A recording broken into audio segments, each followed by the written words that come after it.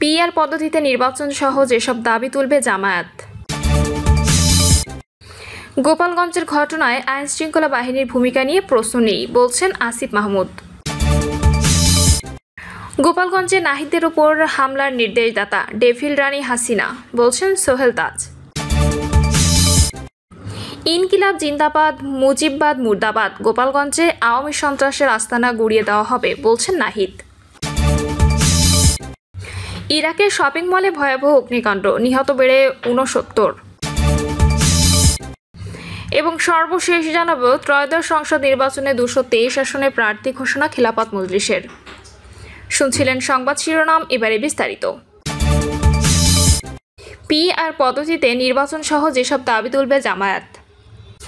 রাজধানীর সোহরাওয়ার্দী উদ্যানে আগামী শনিবার জামায়াত ইসলামীর রাজনৈতিক সমাবেশ থেকে যেসব দাবি তোলা হবে তা সংবাদ সম্মেলনের মাধ্যমে জানিয়েছেন দলটির সেক্রেটারি জেনারেল মিয়া গোলাম পরোয়ার। এর মধ্যে প্রধান হলো নিরপেক্ষ জাতীয় নির্বাচন অনুষ্ঠানের জন্য রাজনৈতিকভাবে প্রয়োজনীয় মাঠের সমতা নিশ্চিত করা। মিয়া গোলাম পরোয়ার বলেন, 24 সালে গণঅভ্যুত্থানে যারা শহীদ হয়েছেন তাদের হত্যার বিচার নিশ্চিত করতে হবে। শহীদদের পরিবারকে পুনর্বাসন, আহতদের চিকিৎসা ও সহায়তা দিতে হবে। নির্বাচনী পরিবেশ সুষ্ঠু ও গ্রহণযোগ্য করতে যাবতীয় সংস্কার কাজ সম্পন্ন করতে হবে। তিনি আরও বলেন, সংখ্যানুপাতিক নির্বাচন পদ্ধতি চালুর দাবি আমরা সমাবেশে তুলব। একই সঙ্গে প্রবাসীদের ভোটাধিকার নিশ্চিত করার দাবি জানানো হবে, যাতে তারা বিদেশ থেকে ভোটাধিকার প্রয়োগ করতে পারেন। এছাড়া আইন শৃঙ্খলা পরিস্থিতির উন্নয়ন ও স্থানীয় সরকার নির্বাচন বিষয়ে দাবিগুলো থাকবে। মিয়া গোলাম পরোয়ার বলেন, স্বাধীনতা 54 বছরে জামায়াত ইসলামীর ওপর নানা ধরনের রাজনৈতিক নিপীড়ন চালানো হয়েছে। 2024 সালে গণঅভ্যুত্থানের মাধ্যমে আমরা বাক স্বাধীনতা ও রাজনৈতিক অধিকার চর্চার সুযোগ পেয়েছি। এই কারণেই আমরা রাজনৈতিক সমাবেশের উদ্যোগ নিয়েছি, যেখানে সব রাজনৈতিক শক্তিকে আমন্ত্রণ জানানো হয়েছে। গোপালগঞ্জের ঘটনায় আইনশৃঙ্খলা বাহিনীর ভূমিকা নিয়ে প্রশ্ন নেই বলছেন আসিফ মাহমুদ। যুব ও ক্রীড়া মন্ত্রণালয়ের উপদেষ্টা আসিফ মাহমুদ সচিব ভূঁইয়া বলেছেন, তিনি যতটুকু দেখেছেন গোপালগঞ্জে আইন শৃঙ্খলা রক্ষাকারী বাহিনী ভালো ভূমিকা পালন করেছে। তারা সফলভাবে সেখান থেকে প্রত্যেককে নিরাপদে ফিরিয়ে আনতে পেরেছে। যারা এই ঘটনা ঘটিয়েছে, সশস্ত্র হামলা করেছে, স্বরাষ্ট্র মন্ত্রণালয়ের নেতৃত্বে তাদের গ্রেপ্তার করা হবে বলে তিনি আশা করছেন। আসিফ মাহমুদ বলেন, গোপালগঞ্জে যা ঘটেছে তা দুঃখজনক ও অপ্রত্যাশিত, কিন্তু আইনশৃঙ্খলা বাহিনী ভালো ভূমিকা পালন করেছে। তারা সফলভাবে ঘটনাস্থল থেকে সবাইকে অপসারণ করতে পেরেছে। ফলে বাহিনীর ভূমিকা নিয়ে কোনো প্রশ্ন নেই। আসিফ মাহমুদ বলেন, বাংলাদেশের মানুষ শান্তিপ্রিয়, দেশের শান্তিপূর্ণ সভা সমাবেশ চলবে এমনটা আমরা প্রত্যাশা করি। হামলায় জড়িতরা গ্রেপ্তার হবে। অপরাধীদের ধরতে কী ব্যবস্থা নেওয়া হবে সে বিষয়ে স্বরাষ্ট্র মন্ত্রণালয় সিদ্ধান্ত নেবে। নৌকা প্রতীক প্রসঙ্গে তিনি বলেন, আওয়ামী লীগের কার্যক্রম নিষিদ্ধ হওয়ার পরও নৌকা প্রতীক থাকবে কি থাকবে না তা নিয়ে আমাদের কথা বলতে হচ্ছে। বিষয়টি খুবই দুঃখজনক। বাংলাদেশ নাগরিক হিসেবে এটিকে অবিবেচনাপ্রসূত সিদ্ধান্ত বলে মনে করি। নৌকা মার্কা ব্যবহার করে একটি রাজনৈতিক দল 3 দফা মানুষের ভোটাধিকার হরণ করেছে। সেই মার্কাটিকে রাখা জুলাই গণঅভ্যুত্থানের স্পিরিটের সঙ্গে সাংঘর্ষিক।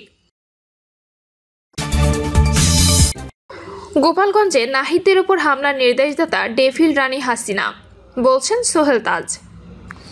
গোপালগঞ্জে নাহিদের উপর হামলার নির্দেশদাতা ডেভিল রানী হাসিনার বলে মন্তব্য করেছেন সাবেক স্বরাষ্ট্র প্রতিমন্ত্রী সোহেল তাজ।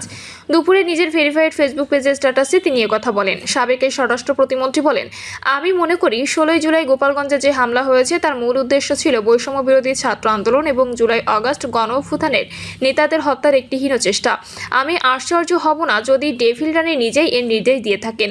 খুনি হাসিনার সমালোচনা করে তিনি আরও বলেন, আত্মোপলব্ধি, আত্মসমালোচনা এবং অনুশোচনা দূরে থাক। হত্যা, গুম, খুন, গণহত্যা, নির্যাতন, নিপীড়ন, গণতন্ত্র ধ্বংস করে, দুর্নীতি করে, লাখ লাখ কোটি কোটি বিদেশে পাচার করে দেশটাকে শেষ করে ছাত্র জনতা ঝাঁটাফেটা খেয়ে পালিয়ে গিয়ে এখন দেশ ধ্বংসের ষড়যন্ত্র করছে। সারা দেশে গোপালগঞ্জের মতো সন্ত্রাসী কায়দায় কার্যকলাপ চালানোর নির্দেশ দিচ্ছে।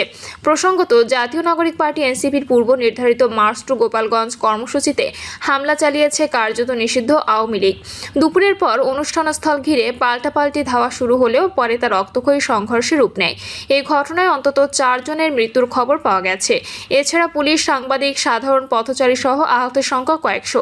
ঘটনার পর জেলা জুড়ে থমথমে অবস্থা বিরাজ করছে।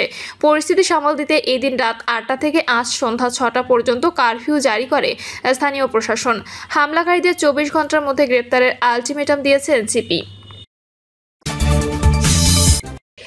ইনকিলাব জিন্দাবাদ, মুজিববাদ মুর্দাবাদ, গোপালগঞ্জে আওয়ামী সন্ত্রাসের আস্তানা গুড়িয়ে দেওয়া হবে বলছে নাহিদ। জাতীয় নাগরিক পার্টি এনসিপি আহ্বায়ক নাহিদ ইসলাম বলেছেন, গোপালগঞ্জের ঘটনায় সন্ত্রাসীদের দ্রুত গ্রেপ্তার করা না হলে আবারও কর্মসূচি দেওয়া হবে। গোপালগঞ্জকে মুজিববাদ মুক্ত না করে ঘরে ফিরব না। দুপুরে ফরিদপুরের ঐতিহাসিক জনতা ব্যাংকের মোড়ে আয়োজিত এক পথসভায় তিনি এসব কথা বলেন। নাহিদ ইসলাম বলেন, ফ্যাসিস্ট হাসিনা দোসরেরা গোপালগঞ্জকে সন্ত্রাসের আস্তানা বানিয়েছে, সেই আস্তানা গুড়িয়ে দেওয়া হবে। তিনি হুঁশিয়ারি উচ্চারণ করে বলেন, এদেশে আর কোনো ফ্যাসিস্ট তৈরি হতে দেওয়া হবে না। বেলা 2টার দিকে শহরের সার্কিট হাউসের সামনে থেকে নাহিদ ইসলাম সহ এনসিপির কেন্দ্রীয় নেতারা পদযাত্রা শুরু করেন। পদযাত্রাটি শহরের বিভিন্ন সড়ক প্রদক্ষিণ করে জনতা ব্যাংকের মোড়ে এসে শেষ হয়। বেলা 2:35 জনতা ব্যাংকের মোড়ে এই পথসভা অনুষ্ঠিত হয়। পথসভায় ফরিদপুর জেলার প্রধান সমন্বয়কারী নীলিমা দোলার সভাপতিত্বে এবং সার্জিস আলমের সঞ্চালনায় আরও বক্তব্য রাখেন অনেকে। ইরাকের শপিং মলে ভয়াবহ অগ্নিকাণ্ড, নিহত বেড়ে 69। ইরাকের পূর্বাঞ্চলীয় আল-কুদ শহরের একটি হাইপার মার্কেটে ভয়াবহ অগ্নিকাণ্ডের ঘটনা ঘটেছে। এই অগ্নিকাণ্ডে নিহতের সংখ্যা বেড়ে 69 জনে পৌঁছেছে। এছাড়া নিখোঁজ রয়েছে আরও কমপক্ষে 11 জন। বৃহস্পতিবার শহর কর্তৃপক্ষ ও পুলিশের 2 কর্মকর্তার বরাত দিয়ে ব্রিটিশ বার্তা সংস্থা রয়টার্সের এক প্রতিবেদনে এই তথ্য জানানো হয়েছে। বৃহস্পতিবার রাতেই এই অগ্নিকাণ্ডের ভিডিওতে দেখা যায় আল-কুদের কর্নিশ হাইপার মার্কেট ভবনের বাইরের অংশ আগুনে পুড়ে কালো হয়ে গেছে। ঘটনাস্থলে উদ্ধারকর্মী ও নিরাপত্তা বাহিনীর সদস্যরা উপস্থিত রয়েছেন। রয়টার্সের যাচাই করা ভিডিওতে দেখা যায় দমকল কর্মীরা রাতভর আগুন নিয়ন্ত্রণের জন্য পানি ছুড়ছেন। একই সময় উদ্ধারকর্মীদের সহায়তায় মার্কেটের ছাদে আটকা পড়া লোকজনকে নিরাপদে নামিয়ে আসতে দেখা যায়।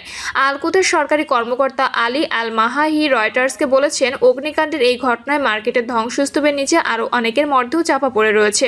তবে তাৎক্ষণিকভাবে এই অগ্নিকাণ্ডের কারণ জানা যায়নি। প্রদেশের গভর্নর বলেছেন, হাইপার মার্কেট অগ্নিকাণ্ডের ঘটনায় তদন্ত শুরু হয়েছে। আগামী 48 ঘন্টার মধ্যে প্রাথমিক তদন্তের ফল প্রকাশ করা হবে বলে রাষ্ট্রীয় বার্তা সংস্থা IANA জানিয়েছে। তিনি বলেছেন, আমরা ভবনের মালিক ও শপিং মলের বিরুদ্ধে মামলা দায়ের করেছি। ইরাকে ত্রুটিপূর্ণ নিরাপত্তা ব্যবস্থার কারণে প্রায়ই বড় ধরনের অগ্নিকাণ্ডের ঘটনা ঘটে। এর আগে 2023 সালে ইরাকের উত্তরাঞ্চলীয় একটি শহরের বিয়ের অনুষ্ঠানে অগ্নিকাণ্ডে শতাধিক মানুষের প্রাণহানি ঘটে। ত্রয়োদশ সংসদ নির্বাচনে 223 আসনে প্রার্থী ঘোষণা খেলাফত মজলিসের। আসন্ন ত্রয়োদশ জাতীয় সংসদ নির্বাচনে অংশগ্রহণের লক্ষ্যে প্রথম ধাপে 223টি আসনে দলীয় প্রার্থীদের নাম ঘোষণা করেছে বাংলাদেশ খেলাফত মজলিস। সংবাদ সম্মেলনে দলীয় অবস্থান ব্যাখ্যা করে দলটির আমির বলেন, আগামী জাতীয় সংসদে বাংলাদেশ খেলাফত মজলিস নিম্নকক্ষে আংশিক আনুপাতিক প্রতিনিধিত্ব এবং উচ্চকক্ষে পূর্ণ আনুপাতিক প্রতিনিধিত্ব ভিত্তিক দ্বিকক্ষীয় সাংবিধানিক কাঠামোর পক্ষে অবস্থান নিয়েছে। দলীয় নেতৃবৃন্দ বলেন, একদলীয় একছত্র শাসন ব্যবস্থা জনগণের ইচ্ছার প্রকৃত প্রতিফলন ঘটাতে ব্যর্থ। আনুপাতিক পদ্ধতিই পারে সব শ্রেণী ও মতধারার প্রতিনিধিত্ব নিশ্চিত করতে এবং রাজনৈতিক স্থিতিশীলতা প্রতিষ্ঠা করতে। সংবাদ সম্মেলনে মাওলানা মামুনুল হক বলেন, ফ্যাসিবাদের বিরুদ্ধে আমাদের সবাইকে ঐক্যবদ্ধ থাকতে হবে। দুঃখজনকভাবে ইদানিং দেখা যাচ্ছে ফ্যাসিবাদ বিরোধী দলগুলো নিজেদের মধ্যেই একে অপরের বিরুদ্ধে আক্রমণাত্মক ভাষা ব্যবহার করছে। এই পারস্পরিক বিরোধ ফ্যাসিবাদের দোসরদের উৎসাহিত করছে। তারা জুলাই আগস্টে বিপ্লবীদের বিরুদ্ধেও হামলা দুঃসাহস দেখাচ্ছে। আমরা সবাই যদি সচেতন না হই তবে ফ্যাসিবাদ আবারও মাথাচাড়া দেবে। এখনই সময় ঐক্যবদ্ধ প্রতিরোধ গড়ে তোলার। গোপালগঞ্জে এনসিপি আয়োজিত কর্মসূচিতে আওয়ামী সন্ত্রাসীদের হামলার তীব্র নিন্দা জানান মামুনুল হক। তিনি বলেন, আইন শৃঙ্খলা বাহিনী প্রথমে শৈথিল্য দেখালেও সেনাবাহিনীর নেতৃত্বে দুষ্কৃতকারীদের দ্রুত প্রতিহত করা হয়েছে, যা প্রশংসনীয়। প্রিয় দর্শক, এই ছিল এখনকার সর্বশেষ সংবাদ। আপডেট সব সংবাদ পেতে চ্যানেলটি সাবস্ক্রাইব করে বেল আইকনটি ক্লিক করে রাখুন।